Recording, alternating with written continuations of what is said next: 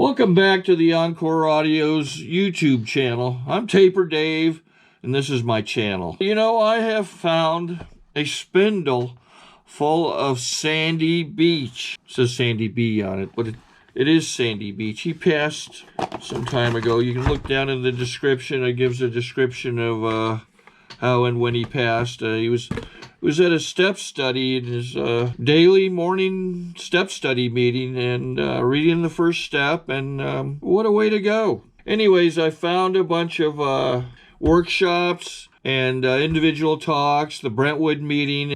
It's my full collection. I hope you enjoy this talk. Have a good day if you want to. I really hope you do. Well, here we go on lecture number 2. But before I get started, I didn't really appreciate the 11 of you that came over and woke me up to tell me that Jerry did a lot better than I did. I didn't think that was too funny. But we've done a lot together, and I know what wonderful perspective he has. And thanks, Jerry, for agreeing to do that.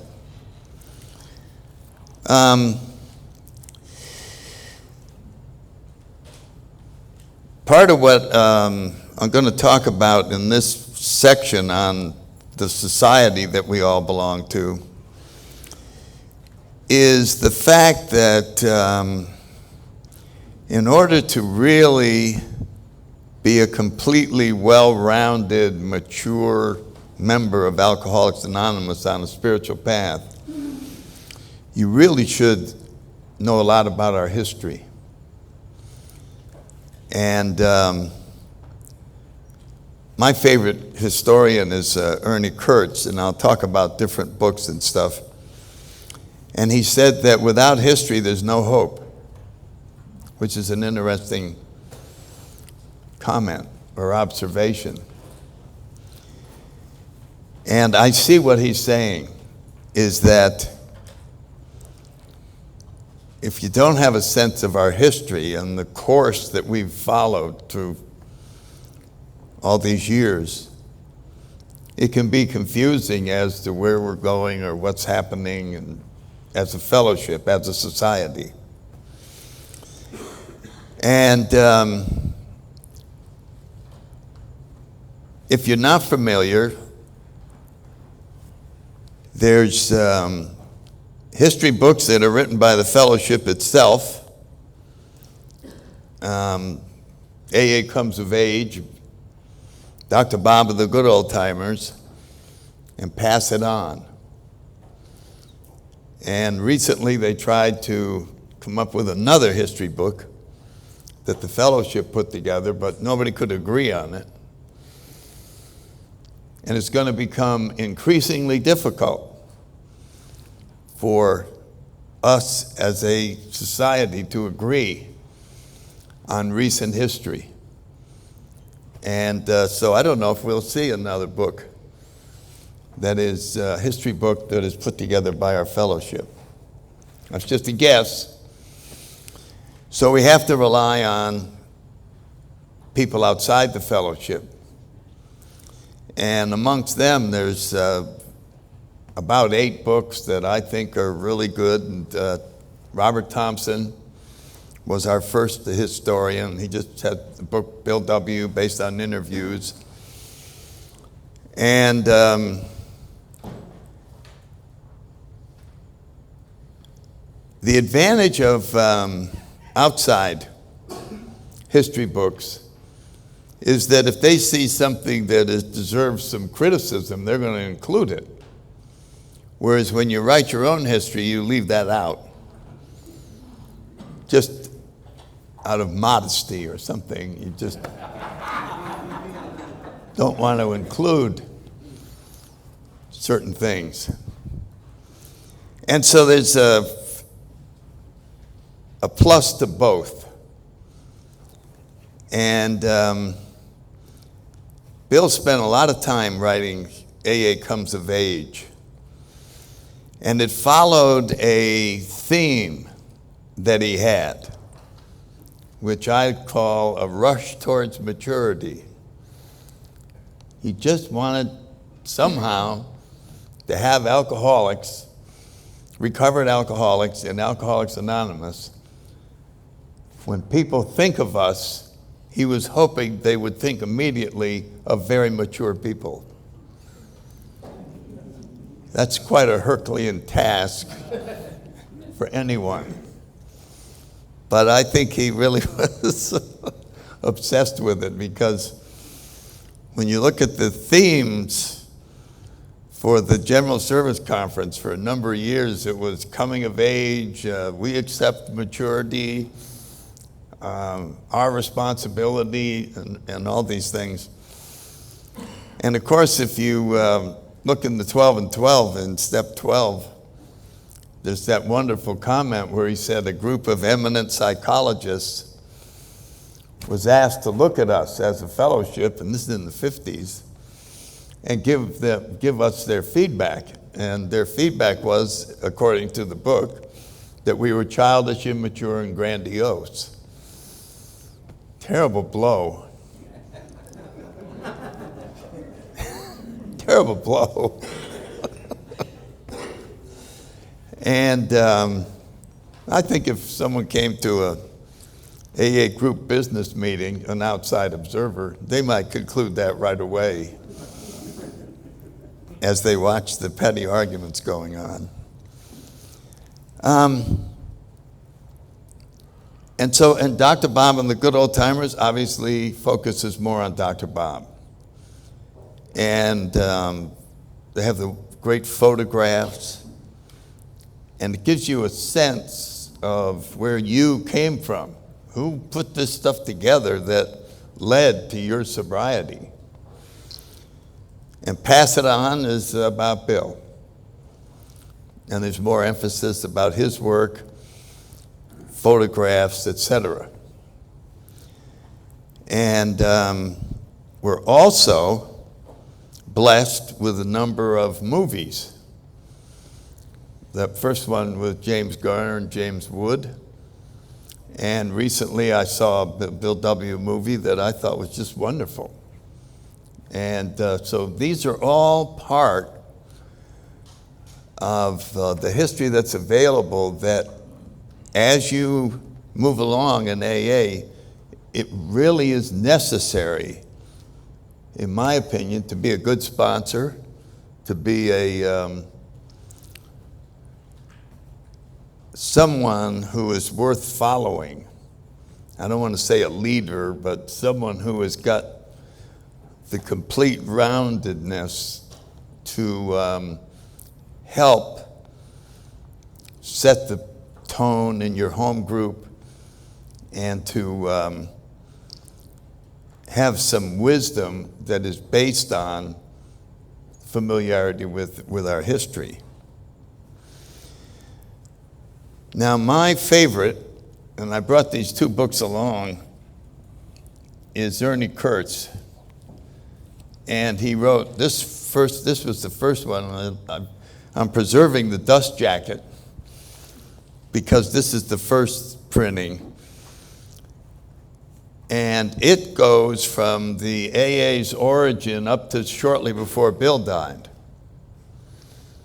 And Ernie was a student at Harvard and wanted to do a PhD on Alcoholics Anonymous. And they said, yeah, go ahead.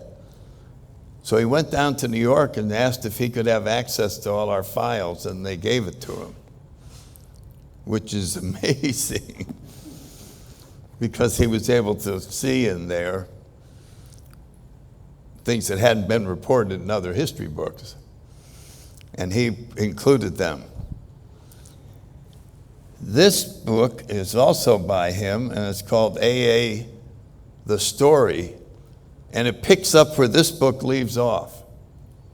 So it goes from shortly before Bill's death to 1987. So since 1987, that's 25 years.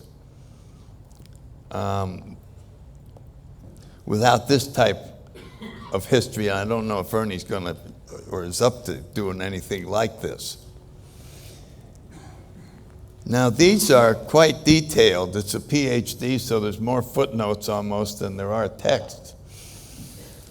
And as you get more familiar with this, you find the footnotes are more fascinating in some cases. That he just dug out things that are quite remarkable. As the history sinks in, it serves as a navigational guide, because you can just see, here's the path. And it started here, and we're here, and you can see that if we follow the same principles, it'll just continue on. And it gives you a sense of being comfortable where we are. So, in order to get this thing started, just to see how exciting we can make this talk, I prepared a list of history questions that I'm going to ask you all. And I was going to have it be a contest between this side of the room and this side of the room. But we can see that all the smart people are on the same side of the room. So it wouldn't be fair to do that. So we're just going to open it up to anybody that want to raise their hand, just for the fun of it. And if you get it wrong, who cares? Some of them are very simple and others are so obscure, I'm going to have to read the answer off the page. Okay, here we go. We need some volunteers. Our co-founders are William G. Wilson and Robert H. Smith. What does the G and H stand for? Bingo. Griffith. Right off the bat, a winner. Thank you. Did you get that? Middle initial. Okay. Now we're going out to Akron. Reverend Walter Tunks was the minister Bill called from the church directory in the Mayflower that led to the meeting with Henrietta Seiberling and Dr. Bob. What other two roles did Reverend Tunks play in our history? It got a little harder. Nobody? Even Bob? Okay, he conducted Dr. Bob's funeral service. And his church was the one selected by Firestone to have the Oxford group come to Akron, which was a big deal. So he was very involved with the Oxford and AA, and a great lover of AA. All right. I don't think anybody will know this one. Lois's grandfather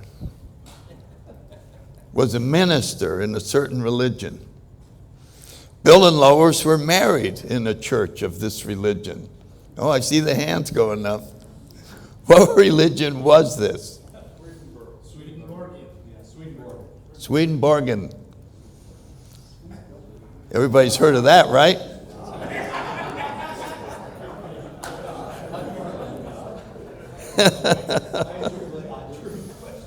Swedenborgianism. And if you're wondering what that is, we're going to fill you in a little bit. In the 1700s, in Sweden, a man named Swedenborgian was a regular guy. He had a job. He's about 52 or 53 years old.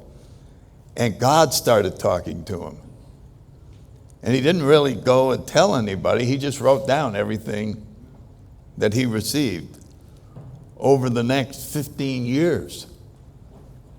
And as he got older, he shared his notes with people. He had no intention of doing anything with it. But after he died, people said, hey, we got a new religion here. This came from God. And it had all kinds of differences with Christianity. The second coming had already occurred, and this was going to happen, and boy, the religion took off. And, came over here, went to a lot of different countries, and there's still some of it left under a different name. We found a church near Tampa, and I forget what it is, the new whatever. Okay, what state were Bill and Bob from? Well, the whole room knew that one. What is AA's founding day birthday? All right, we got that. How about? Dr. Bob had AA's first slip while doing what? Medical convention. What was it? Drinking, yes.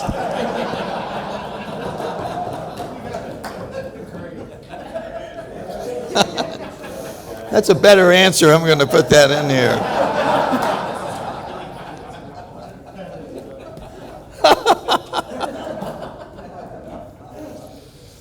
All right, you guys.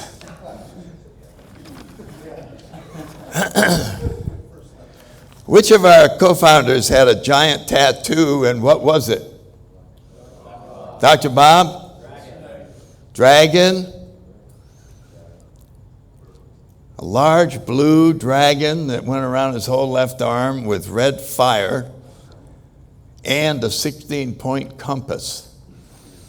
And the rumors were that he got it while drunk at Dartmouth.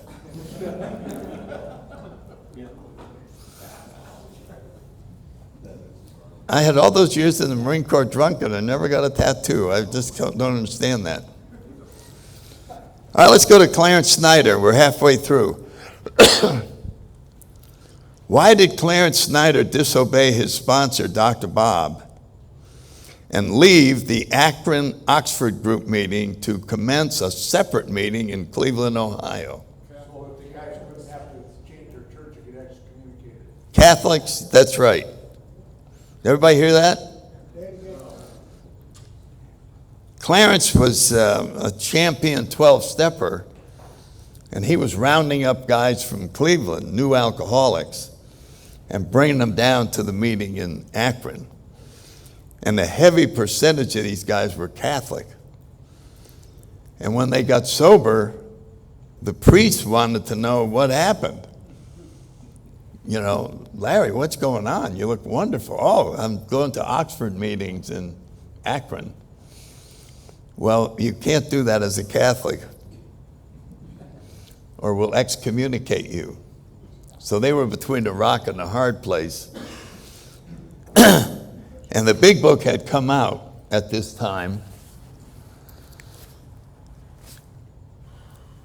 And Clarence had brought a new guy down, and very often the wives went with him to all the meetings when it was Oxford. So he left the man to go through 5 days with Dr. Bob to get sobered up. And on the way back, he's commiserating with the man's wife that he's got these Catholic guys, and he can't keep bringing them down there. So he'd like to start a separate meeting from Oxford so that the priests wouldn't give him a hard time. But he had no place to hold the meeting. And the wife is thinking, gee, if I volunteer my home, my husband will have no excuse for not going to the meeting because it'll be in his own house.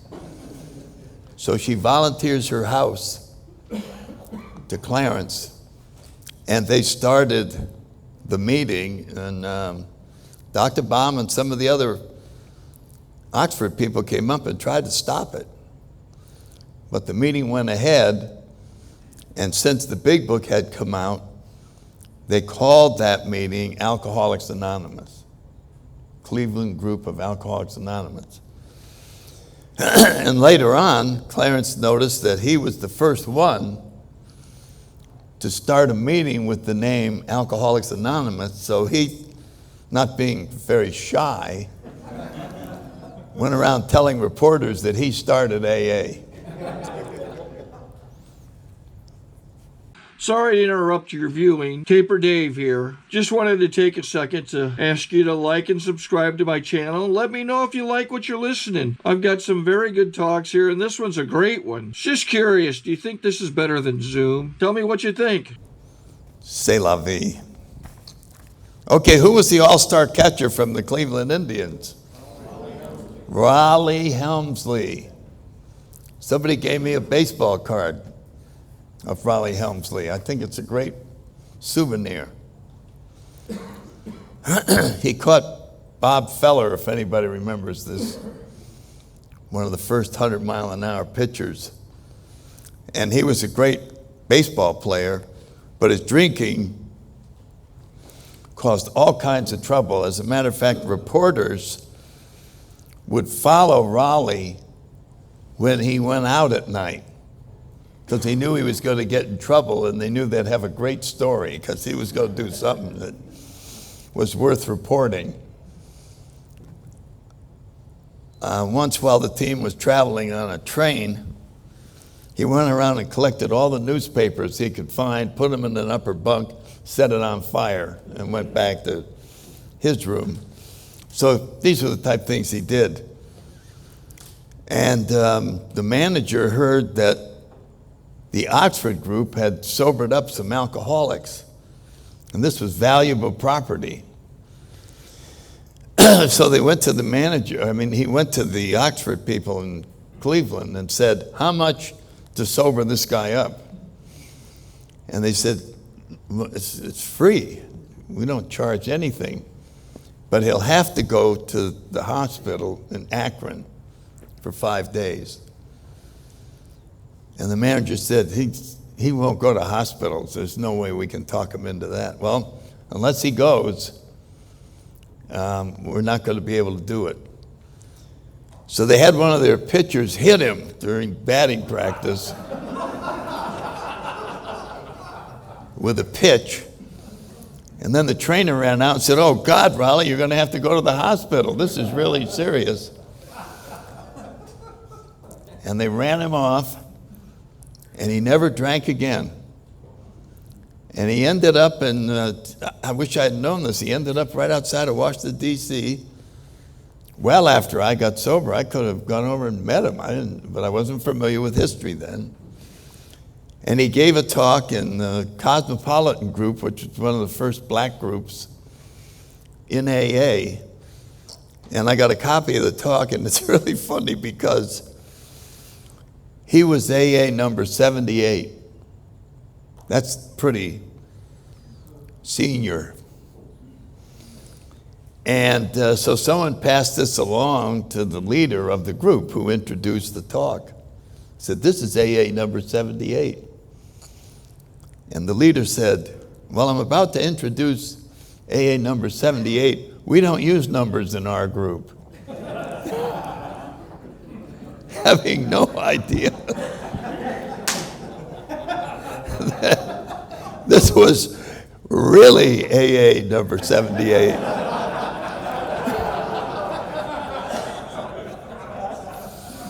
And he gave a wonderful talk. Now, the reason, and this comes out a little bit later in another question, the reason he was important was, once he got sober, the reporters had no one to follow. All the excitement was gone, and his batting average went way up. He wasn't making any errors, and they wanted to know how this was possible. And so in a press conference, he announced that it's possible because I joined Alcoholics Anonymous. And this got picked up by all the papers around the country. All-star catcher joins AA. Batting average goes up. He's an all-star again. It's a big plug for AA, even though it was an anonymity break. And I think it got as many inquiries as the Liberty Magazine article. So sometimes there's unintended consequences to screwing up. Okay, who was Ruth Houck and what role did she play in AA history? Bill's secretary? Huh? She typed the big book? Absolutely. When he got Hank Parkhurst sober, who was one of the early AAs in New York, Hank wrote the chapter to the employer in our big book, and it mentions in there that he was employed in a large corporation that had 3,500 people, I think it's 3,500, working for him. And then he got fired by Standard Oil. And he got a little resentment about that with his drinking and everything, so he started a little co-op in New Jersey. I think it was Honor Dealers or something like that. And Ruth Houck he hired as his secretary, and he was going to get gasoline stations and distributors in his area and form a co-op where they'd be able to buy at discounts and eventually get even with Standard Oil. Yeah, sure. So he hired Bill. He said, Bill, you don't have a job. Come on over, and the two of us, we're great salesmen. We're going to corner the market. And Ruth Houck said that she was hired over there. Nobody sold anything. And that they just kept bringing drunks in. And they'd be in the back sobering them up. And then they decided to write the big book. And Bill would stand over dictating to her. And she, sometimes they didn't have enough money to pay her. So they'd give her stock certificates in Works Publishing, which had not yet been incorporated. Here, Ruthie, here's 25 shares of stock for your thing. Well, anyway, unfortunately, Hank got drunk. He fell in love with her and wanted to leave his wife and all this. And when she turned him down, he just lost it. Got a big resentment. He thought Bill talked her into not marrying him. And went up to Cleveland and started really bad-mouthing what was going on in New York, that Bill was going to make a fortune off the big book and money was being stolen and all this. And he and Clarence Snyder created such a stir up there that the Cleveland contingent demanded that they bring the records up. That's not an easy thing to handle if you're Bill Wilson. And he brought the records up, and after everybody examined them, they saw that they were broke. Nobody was stealing anything. And they actually apologized. While we're on that, once the stock shares were divided between Bill and Hank and the members that bought them, and once the book caught on and they saw that AA was really going to be a significant success, they wanted to get the stock certificates back so that the fellowship could own them. We would own our own book. And most of the members were glad to give it back. They got paid for it. But Hank didn't want to give his back. And if he didn't give them back, I don't know where we'd be in terms of our book. But he came into the New York office on a tear, complaining about something, and he looked at the furniture, and it was his furniture from the oil company over in Philadelphia. He said, "You stole my damn furniture." And Bill said, "Well, if you give me the stock certificates, I'll give you your furniture back and $200. And he took it. And that's how we got ownership of our big book. All right. During the period 1939 to 1941, a major effort was made by AA. Boy, my voice is going. You guys are lucky. To secure publicity for AA and the big book. Some of these occurred on their own. It's just what were these major publicity that occurred between 1939 and 1941. The Cleveland Plain Dealer. That's the newspaper in Cleveland. Yes. Jack Alexander, Saturday Evening Post. He was on the radio today. Gabriel Heater. Gabriel Heater. On the radio. Postcards, doctors. Rockefeller Dinner. Rockefeller Dinner. The postcards were connected to Gabriel Heater. That was where they were announcing it. There was this one Irish guy, Ryan, who knew Heater. And Heater was a famous radio broadcaster. And in his little show, he would have a 2 or 3 minute interview with somebody. And Ryan was able to get him to book him. But Ryan kept getting drunk. And Bill was a little worried that he wouldn't show up for the radio show. So they put him in the YMCA in New York City with AA guard around the clock until the radio show took place. And they sent out, the last $500 was postcards to all the doctors east of the Rocky Mountains, telling them about this new fellowship. Tune in to the Gabriel Heater show. Hear all about how to sober up your alcoholic patients and get the book Alcoholics Anonymous. And when they went down to the post office box, I think they had 7 postcards. A couple of them were from drunk doctors, so they couldn't read what was on them. And I think they got 2 orders for the book Alcoholics Anonymous, and things weren't looking good. Saturday Evening Post, I think most people know that the original mission was to go over and get the straight scoop on AA. That obviously they were pulling the wool over the public's eyes with all this good stuff. Oh, they're helping people, it's free. So Jack Alexander would like to do exposés. And so he came over to investigate AA. And when he got through, he became one of AA's biggest friends and biggest supporters. And the article that he wrote brought in thousands of requests to join AA.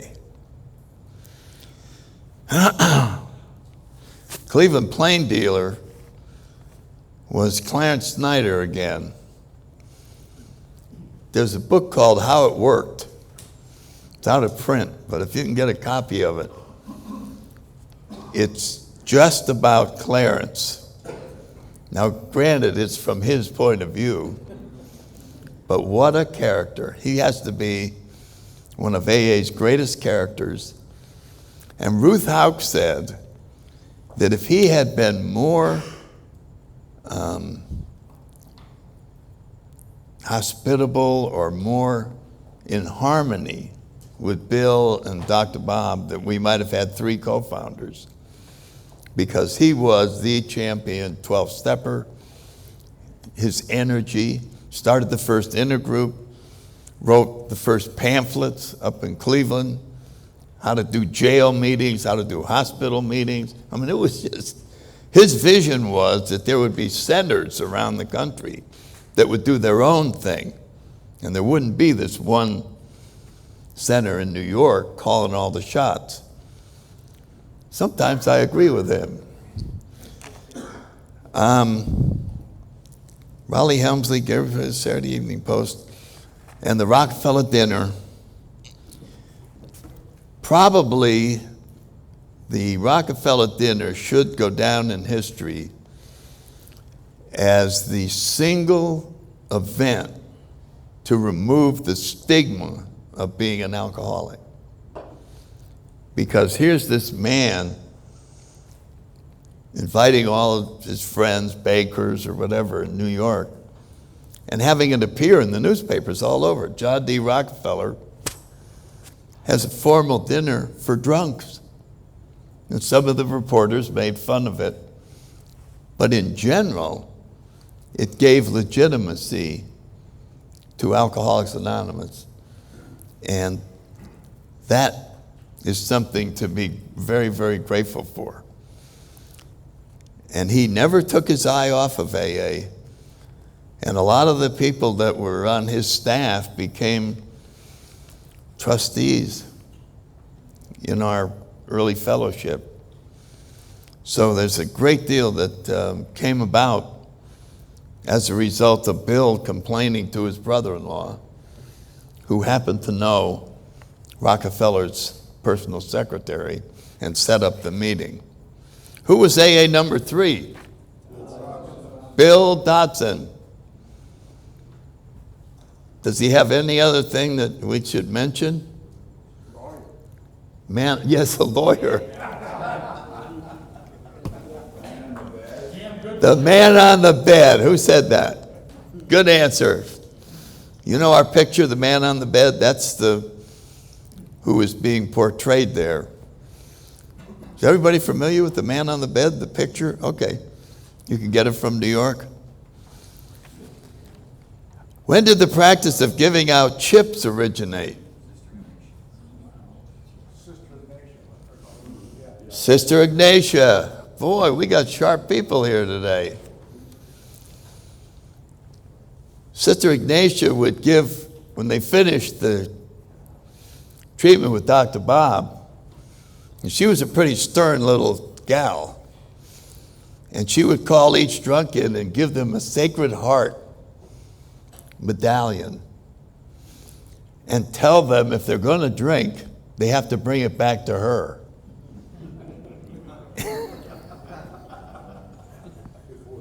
And they think a lot of people stayed sober rather than go back and face Sister Ignatia. And from that it went on. There was some silver dollars that were common in different parts of the country. And they would drill a hole in it. A guy over at St. Pete, good friend of mine, on my anniversary gave me his with 48 holes in it. It's just quite a nice thing for somebody to give you. And of course they don't, it's not the same all over the country. The white chip is, but the rest of them depends on where you go. Whether the blue one is this or the red one is that, or now we got boxes with 2.5 months and all kinds of things.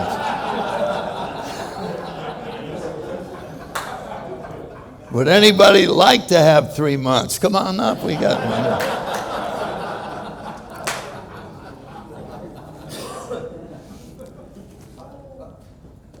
What was moral rearmament?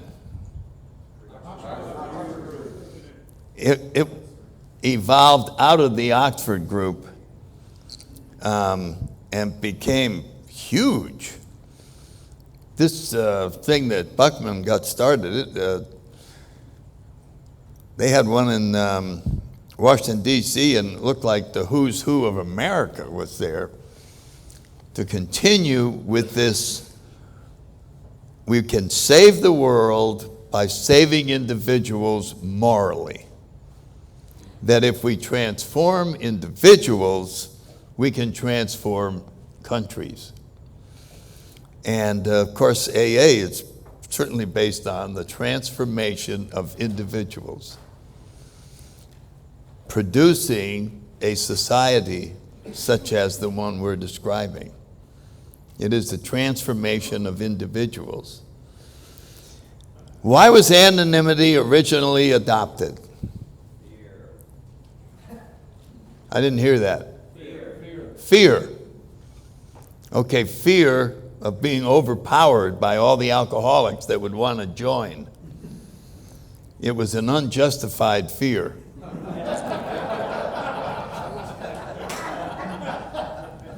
Once the drunks in my neighborhood find out that I'm sober and willing to help them, there'll be 1,000 of them at my doorstep. So I've got to stay anonymous for control purposes. And so we got our anonymity on really a kind of a wrong basis. And boy, look at it. It occupies two of our traditions and became just such a powerful part of our program. Anonymity is almost synonymous with humility. If I'm anonymous, then I'm nothing. You know, I'm just Richard, an alcoholic. And you go, that's not much of an identity. I'm Richard, an alcoholic. That's like saying I'm John, just a child of God. Sort of a throwaway line. You couldn't have a better identity. And it was achieved by getting rid of your resume, which is most of us our identity. Who are you? Oh, here's my resume. Whoa, that's impressive. Went to Harvard, PhD, oh, worked over here. You know Senator Jones? Wow, this is really impressive. Yeah, it is. A lot of people tell me that. It's very impressive. And then we come in here and we go, who are you? I'm Joe, an alcoholic. That's a much more powerful identity than any resume. And when we come up against that anonymity and humility, we can re-look at our resume and say, this is the talents that I have that might help your corporation, and this is the stuff that I could be useful at, and I'd be glad to come over and work for you. It's not demanding anything other than the opportunity to use these God-given talents in the best way possible. So you see, just by taking anonymity and humility and applying it to a resume, you can transform that document into something that has no ego in it, which is really amazing. So history, if you're not interested in it, I really think it's something you should put on your list to consider.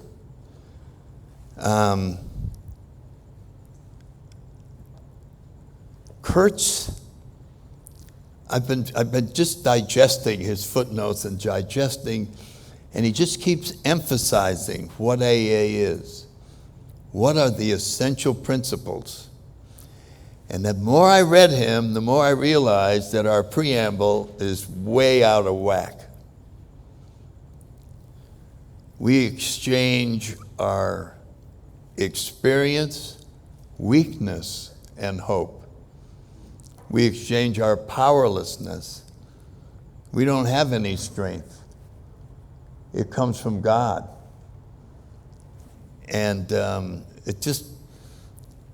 we are very limited. When we go on a 12-step call, we tell them how screwed up I am so that you can listen to me. We don't tell them how successful I am. Hey, come join AA. You can be the president of a corporation like I am. And I do this and I do that. So it's really, We exchange our limitation as a human being so that the next person feels comfortable admitting that they may have some limitations. It's the first time they're comfortable admitting they aren't perfect. It's a strange thing. And granted, from our surrender, we have access to strength or power, but it doesn't come from inside of us. I think we got a great talk going on here. Thanks for watching the channel. Taper Dave here. Just curious, do you think this is better than Zoom? And so it's just, I like to get one on grapevine editors, which is where that came from. But it's funny, I've been around a long time. I never saw that. It never dawned on me that there is no strength. The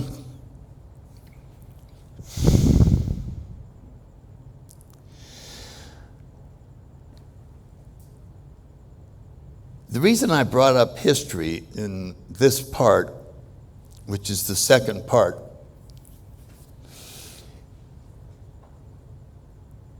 it's almost as if all the unanswered questions in your mind about our society can be found by studying our history, where the same problem may have been addressed 25 years ago, and you'll be able to look at a solution. It is, I'll give you an example. It's accidentally, one of our little discussion meetings turned into a history meeting. And it's a very simple thing to do. You just have people volunteer. They raise their hand. Okay, next Tuesday we need a volunteer. Tuesday after that, Tuesday after that. And whoever volunteered goes and researches some topic. They could have 3 months sobriety, and they're out there researching. The internet's filled with, we got a lot of history sites, etc. Then they come back next week and they give a little 15-minute presentation. Somebody came in with the Rockefeller dinner and they had the menu. And they just go and give this little presentation, and sometimes they have some handouts, pass it around. And then it's open for sharing, and a lot of the new people don't really have something, but the old timers there can fill in. And it starts developing this interest in history. And so I just pass it out as a suggestion because it just happened by accident. And it's very interesting to watch people. Now, one other thing, and Bob was talking about it, there's a whole website devoted to destroying AA. What's it called? Orange? A.Orange is what my memory is. Yeah, A.Orange. This guy's been around for years. And it's designed to just make it look like the worst organization and we're up to no good, and don't trust us, and we're liars. And I don't know who would spend that much energy hating AA. But there was a comedian, I can't think of his name. And he had a line that said, "No one liked me in high school because I was so popular." And maybe that's his problem, is that when you mention AA almost anywhere, you get a favorable feedback about our society. And that can be irritating to people. You know, nothing but good news. And so I think people go out of their way to try and find something wrong. The first one I remember, we're almost out of time, was some psychologist wrote AA Cult or Cure, and came up with this whole thing that it was a big cult and didn't really do what it said it did. We have found a way to cure alcoholics psychologically, and they had these experiments that they did and adverse reaction or whatever. And they had alcoholics sober for 5 years and did very careful studies. And some other psychologists about 5 years later did a study on it. And they found out that the results on how the alcoholics were doing was done by calling the alcoholic and asking him how he was doing. And some of them were dead, and they were still being carried as doing well and all that. And so there's that aspect, but and the other thing I'll put in before we wrap it up, and I'll talk more tomorrow, is that AA as a society is in a bigger society. And the bigger society is not the same as it was when I came in. It's very different in terms of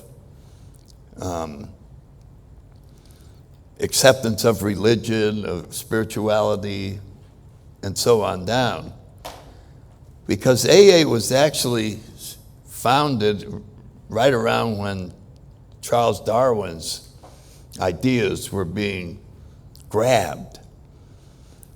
And scientists were starting to be the ultimate word on what the universe is all about, whereas religion had been in the past. And in just the time I've been in, it's almost as if science is the new religion. It holds the answers to everything about the universe and who you are and all the questions. So alcoholics coming into AA today are being influenced in a way that wasn't there when I came in. This is just a whole different thing. So when they come in and want the prayers stopped and all that, they have a bigger motive than anybody did in the 60s. And it's because of the peer pressure that many of them feel. The universities are that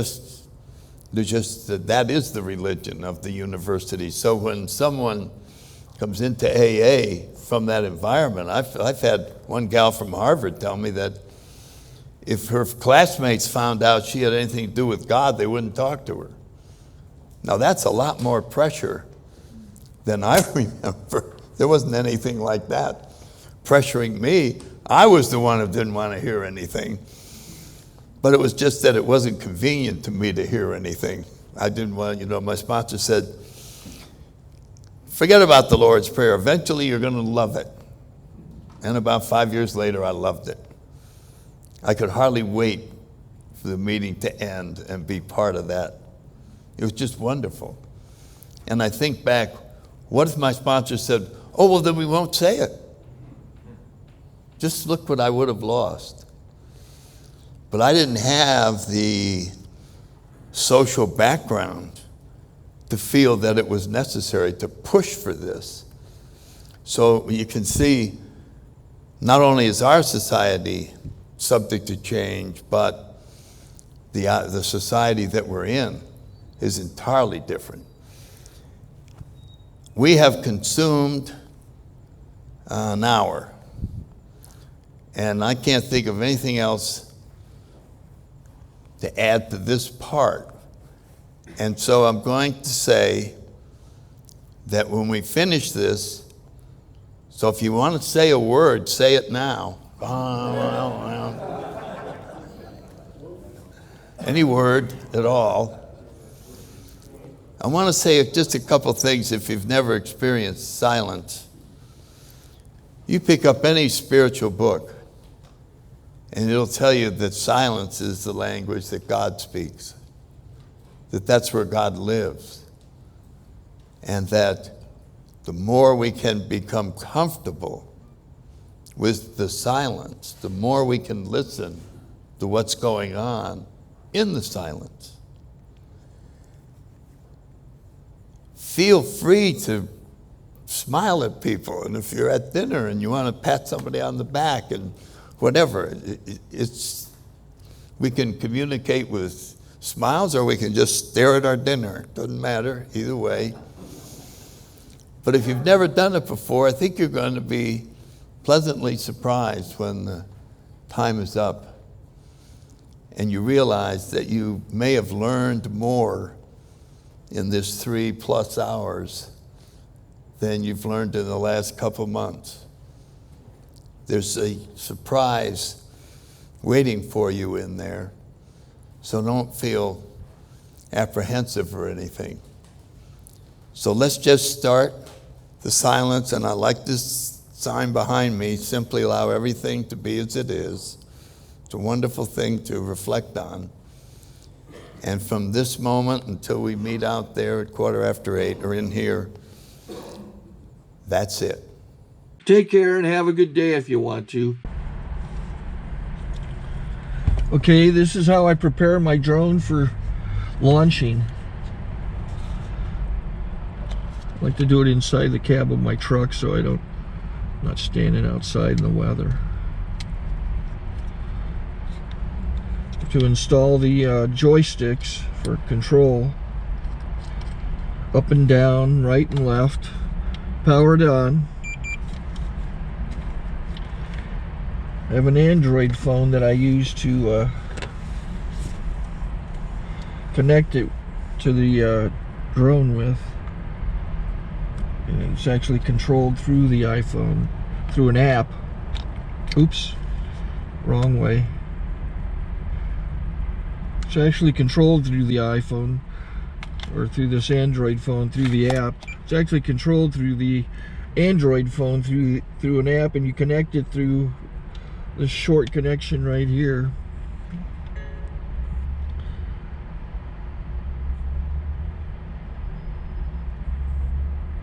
Remote control connected. Remote control's connected.